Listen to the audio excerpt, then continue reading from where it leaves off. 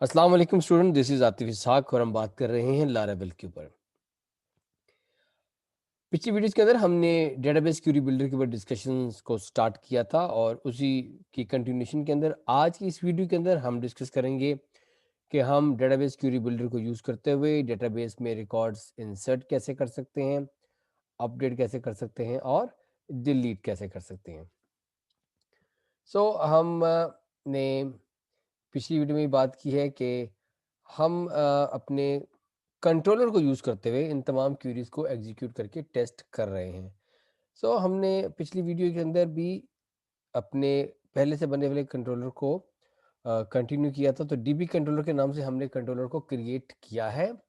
Controller create करना आपको आता है और इन केस कि अगर आपको कंट्रोलर क्रिएट करना नहीं आता तो मैंने इसके ऊपर एक कंप्लीट वीडियो पहले से आपके साथ शेयर की हुई है। तो आप उस वीडियो को देखेंगे तो आपको कंट्रोलर के बारे में इंफॉर्मेशन जो है वो मिल जाएगी।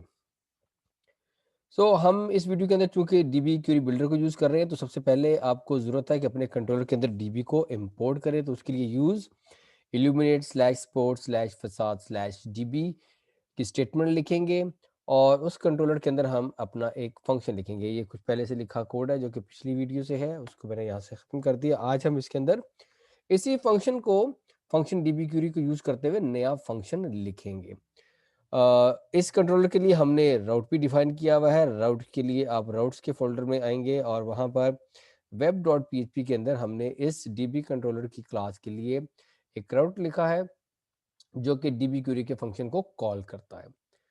हम बात करने चाह रहे हैं कि हम डेटाबेस के अंदर वैल्यू इंसर्ट कैसे कर सकते हैं। तो हमने अपनी डेटाबेस जिसमें वैल्यू इंसर्ट करनी है हम उसको देखें तो हम एम्प्लॉयज़ के टेबल के ऊपर काम करते आ रहे हैं पिछली वीडियो से। तो हम इसी एम्प्लॉयज़ के टेबल के अंदर एक रिकॉर्ड जो है उसको इंसर्ट करवाएंगे। रिकॉर्ड कैसे इंसर्ट होगा उसके लिए हमें यूज़ करना पड़ेगा डीबी कोलन कोलन टेबल और टेबल के अंदर टेबल का नाम और हमारे टेबल का नाम है एम्प्लॉयज़ और फिर इसके ऊपर हम चलाएंगे इंसर्ट का फंक्शन।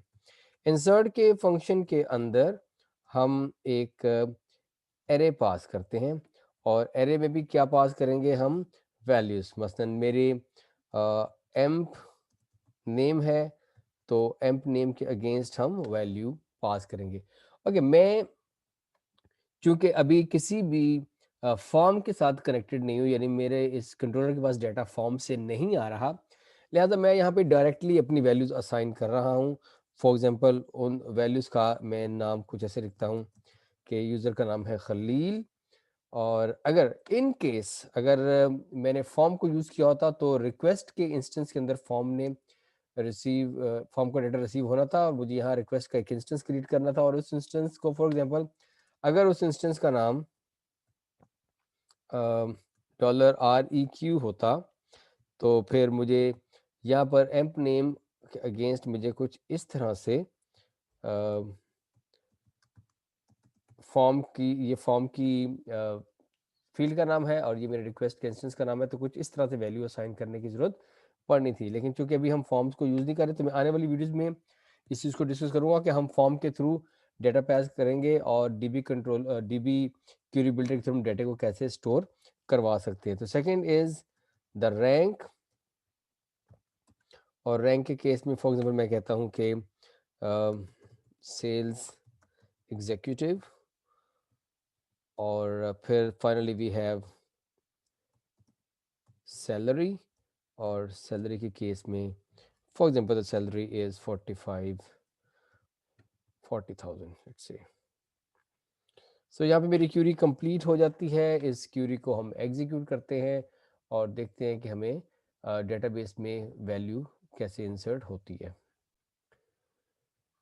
यहाँ पे मैं अपनी यूआरएल एंटर करूँगा DB let's see syntax error expecting और यहाँ पे कोई गड़बड़ हुई है छोटी सी, उस गड़बड़ को भी हम चेक कर लेते हैं कि वो क्या है गड़बड़। तो यहाँ पे हमने सेमीकोलन लगा दिया, actually we have to place the comma. तो अब वापस इसको रिफ्रेश कर लेते हैं। ये दैट वाज अ टाइपो और अपने डेटाबेस में आए एम्प्लॉयज़ की टेबल के ऊपर क्लिक करेंगे, डाटा रिफ्रेश होगा एंड वी विल सी कि अभी जो हमने रिसेंटली रिकॉर्ड एंटर किया है खलील वो हमारी डेटाबेस के अंदर स्टोर हो गया। नेक्स्ट जो चीज़ हमने डिस्कस करनी है वो ये करनी है कि अगर आप इसी इंसर्ट को यूज़ करते हुए मल्टीपल रोज एक ही वक्त में इंसर्ट करना चाहें तो फिर हम क्या करेंगे। सो मल्टीपल रो यूज़ करने के लिए मुझे एरे ऑफ एरे यूज़ करना पड़ेगी। तो फॉर इंस्टेंस के ये मेरा एक रिकॉर्ड सेट है, तो इसको मैं एक एरे की शक्ल दे देता हूँ। और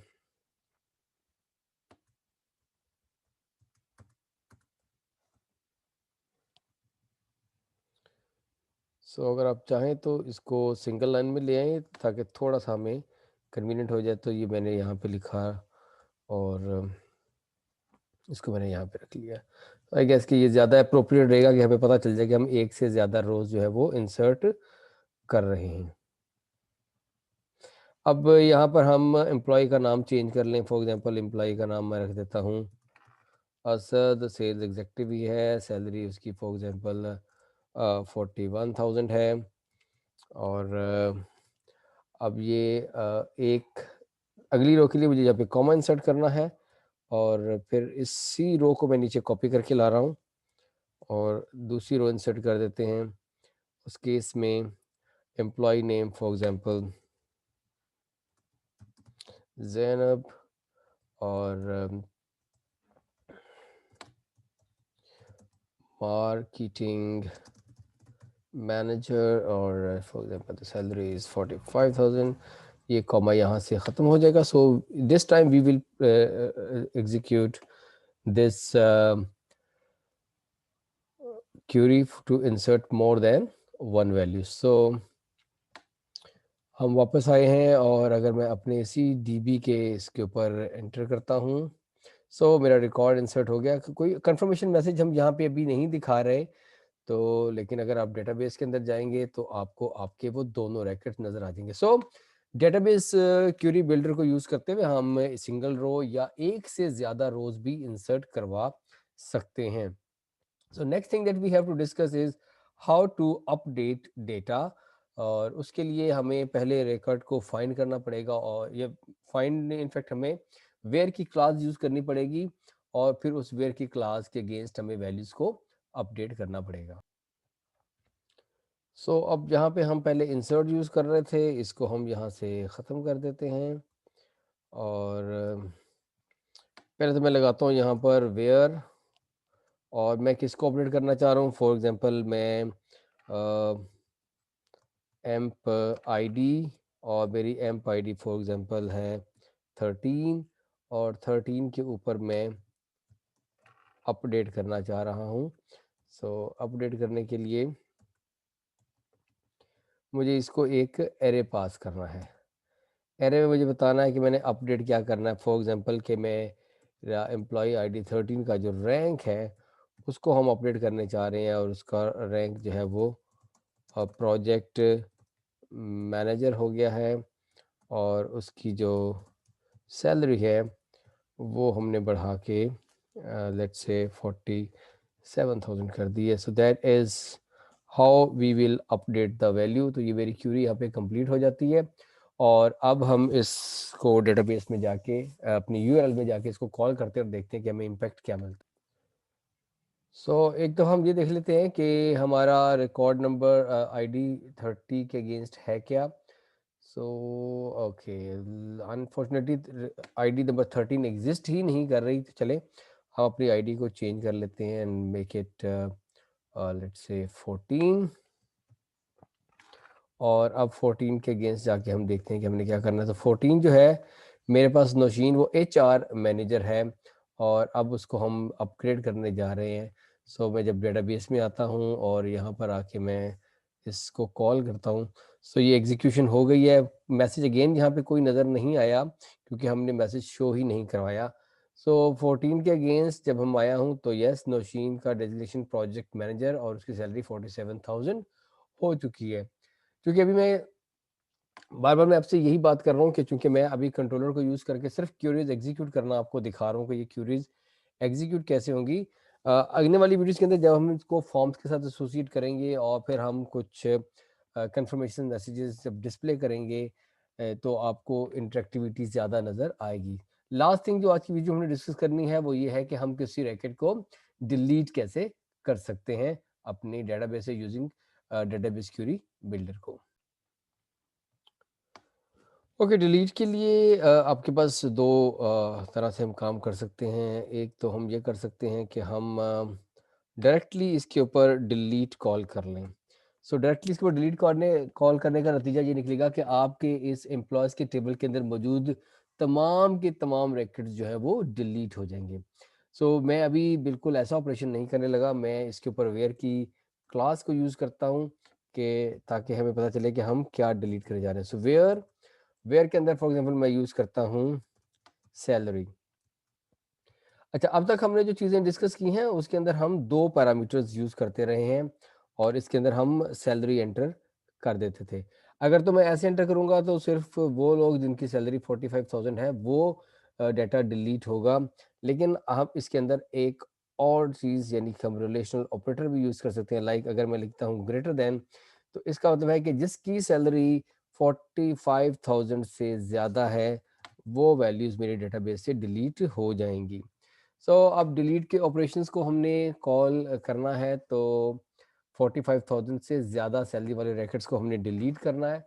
तो हम एक दफ़ा अपनी ब्राउज़र में जाके डेटाबेस को टेस्ट करते हैं कि डेटाबेस के अंदर कितने लोग हैं जिनकी सैलरी 45,000 से ज़्यादा है। तो in fact we have only one record number 14 जिसका एम्प्लॉय आईडी है, उसकी सैलरी 47,000 है। अगर मैं अब यहाँ पर अपना डीबी का ऑपरेशन डीबी की यूआरएल को कॉल करता हूँ तो ऑपरेशन के ऊपर कोई एरर नहीं आया, इसका मतलब है कि क्यूरी सक्सेसफुली एग्जीक्यूट हो गई है। तो मैं अपने डेटाबेस को पॉपुलेट कर लूँ एक दफ़ा, तो यू कैन सी कि जो रिकॉर्ड नंबर 14 है वो मेरी डेटाबेस से डिलीट हो चुका है।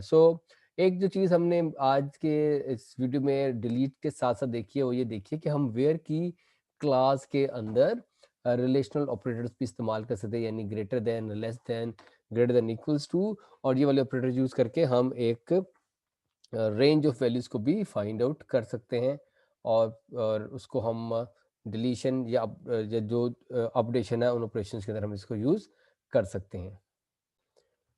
ओके, डिलीट के केस में जो चीज़ आप देखेंगे कि